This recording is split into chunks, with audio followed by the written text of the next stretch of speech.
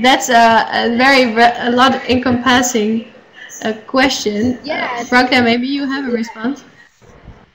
I think there's like one example I always like to use and think about when it comes to a grassroots and social change, because I think that everyone has to have an active role, especially women, to be outspoken and say that's enough, we had it of that. But the example is something called Harass Map, which is an interactive map that makes people or girls pinpoint where they got harassed, and then with the knowing, like in a kind of a map of Cairo, so we know the places that we should not go to because there's lots of harassments that have been reported from this area.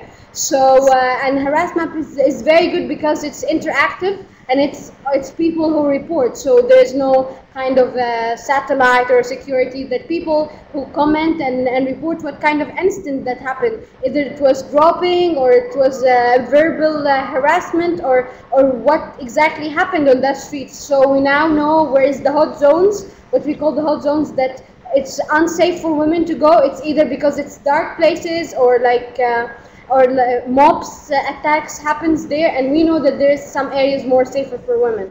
It's not a solution type of thing, but it keeps the conversation going. I think the most important thing in Egypt is to start the conversation, a national conversation about that, because so many people are in denial, and even women, they try to kind of find some kind of excuse for that, about the dress code or the Essex, or like how the girls are behaving. But of course, all of that nonsense excuses, in my opinion, I think that we have to be aware that we have a problem. This is the halfway of the solution, and talk about it and find as a community, as women community, a solution for it, and being active about it. And this is the first step and the main step in the process.